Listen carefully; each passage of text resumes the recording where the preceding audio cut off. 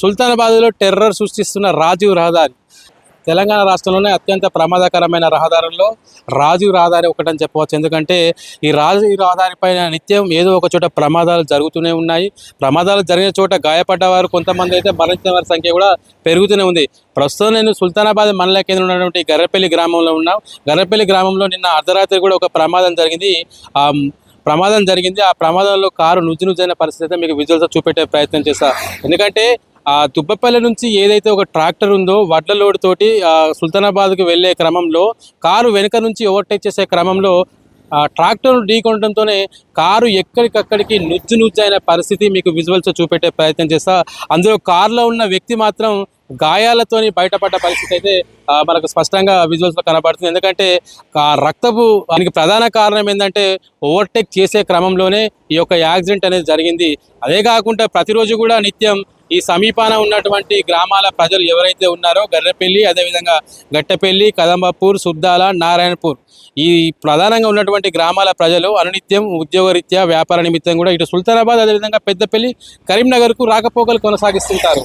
ఈ రాకపోకలు కొనసాగిస్తున్న క్రమంలో ఎక్కువగా కూడా ప్రమాదాలు గురవుతున్నాయి. ఎందుకంటే సమీపాల గ్రామాలు ఉన్నటువంటి ప్రజలే అని చెప్పవచ్చు. ఎందుకంటే వాళ్ళకు ఒక సర్వీస్ రోడ్ లేకపోవడం కూడా మరొక కారణం అని చెప్పవచ్చు. ఇప్పటికే పోలీసు యంత్రాంగం కూడా ఆ రోడ్డు భద్రత చర్యలో భాగంగా అనేక చర్యలు చేపడుతుంది. ప్రమాదాలు జరగకుండా అనేక కార్యక్రమాలు చేపట్టినప్పటికీ కూడా ప్రమాదాలు జరుగుతూనే ఉన్నాయి. అదేవిధంగా చూసుకుంటే ముఖ్యంగా సుల్తానాబాద్ మండల కేంద్రంలో చాలా డేంజర్ జోన్స్ ఉన్నాయి ఈ రాజీవ్ రహదారిపై. ఎందుకంటే సుల్తానాబాద్ ఎంట్రన్స్ ఏదైతే ఉందో దుబ్బపల్లి ఒకటైతే గర్రపల్లి, అదేవిధంగా Katnapalli, Sultanabad bus stand exit and end ఆ రెండు కూడా చాలా డేంజర్ సిచ్యువేషన్లో ఉన్నాయని మనకు కళ్ళకద్దడి కనపడుతుంది. అదేవిధంగా చూసుకున్నది ఉంటే నారాయణపూర్, అదేవిధంగా శుక్లంపల్లి ఈ రహదారులలో సుల్తానాబాద్కు కీలకంగా జరిగే ప్రమాదాలలో ఈ రహదారి పైన జరిగే డేంజర్ జోన్స్లో ఇవి చాలా కీలకం అని చెప్పవచ్చు. ఎందుకంటే ఏదో ఒక చోట నిత్యం రాజీవ్ రహదారి పైన ప్రమాదాలు జరుగుతూనే ఉన్నాయి.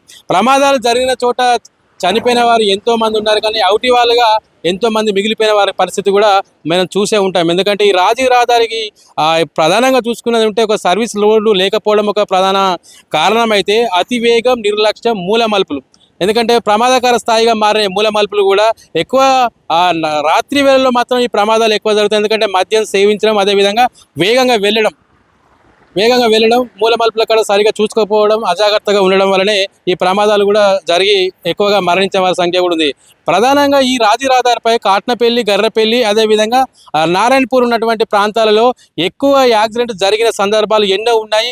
ఈ యొక్క మూడు డేంజర్ జోన్లు. ఎందుకంటే ఇక్కడ ప్రమాదం జరిగితే ఖచ్చితంగా చనిపోయిన వారి సంఖ్య కూడా చాలా ఎక్కువగా ఉందని స్థానికులు అయితే చెప్తున్నారు. ముఖ్యంగా చెప్పాలంటే ఇవి రాజీవ్ రహదారిపై ప్రమాదాలకు అడ్డుకట్ట వేయాలంటే ఖచ్చితంగా ఇప్పటికే సుల్తానాబాద్కు ఒక బైపాస్ రోడ్డు కూడా శాంక్షన్ కావడం జరిగింది. ఆ శాంక్షన్ అయితే మాత్రం త్వరితగతిన కనుక ప్రభుత్వం ఒక బైపాస్ రోడ్డు నిర్మాణం చేపడితే, అదేవిధంగా ఒక సర్వీస్ రోడ్డు ఏర్పాటు చేస్తే కనుక ఈ ప్రమాదాలకు అడ్డుకట్ట వేయవచ్చు.